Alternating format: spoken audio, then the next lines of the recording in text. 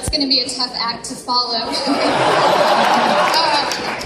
This is my first time here at Times Square Church, and to say that it's an honor doesn't even put it into the right words, to celebrate our veterans and our military. Thank you from the bottom of my heart. I'm going to keep it together.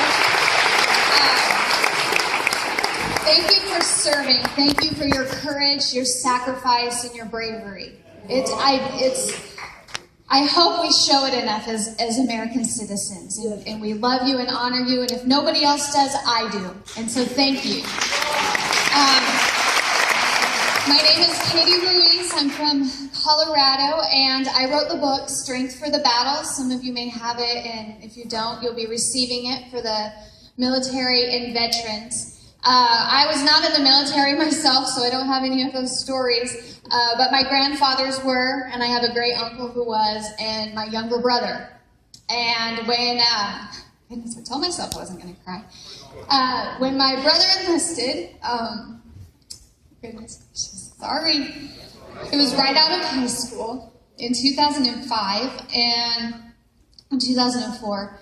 And he went into Iraq in the middle of the surge. And so for our family, it was a big deal. But we grew up in a Christian home.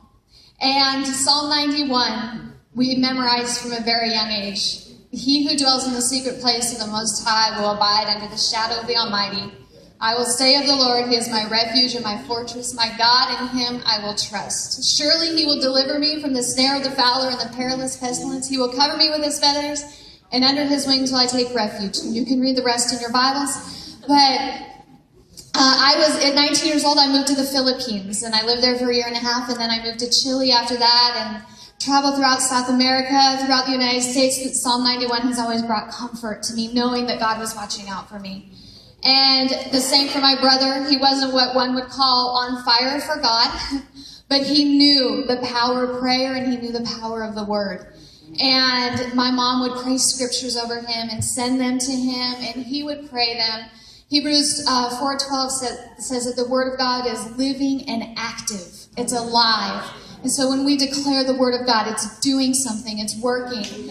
And so he would write home with testimonies. When he first got there, they were receiving sniper fire, and his buddy actually got shot above the hip. It was a clean shot, so he was fine. But my brother said he could feel the angels around him. God was with him. Another time they were on mounted patrol, and they had received an attack from some Al-Qaeda operatives. They threw 2 potato mashers over the wall. If you don't know what that is, I didn't. They're Russian anti-armor grenades. And one of them missed the intended vehicle behind them, and the other one landed on my brother's striker by the driver's hatch, but did not detonate. And upon examination, they couldn't figure out why, because it was wicked, so it was extremely unstable. He said that if it would have gone off, it would have killed the driver and 1 to 3 other people. And all of the specialists couldn't figure out why, but my brother knew exactly why. It didn't detonate. And he wrote home and he told my parents, thank you. Tell everybody praying for me, thank you. Because I am living proof that those prayers work. You see, salvation isn't just a one-time thing. It's not just a prayer we pray, but it's a lifetime experience with God. Him watching out for us. Him with His hand on our lives. Psalm 91:16 says that with long life, He will satisfy us and show us His salvation, His deliverance, His protection.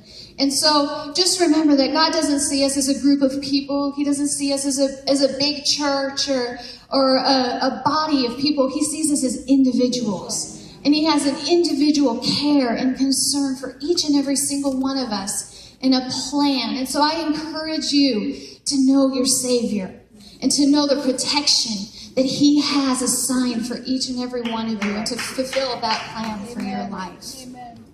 Amen. Woo! Ladies. Woo!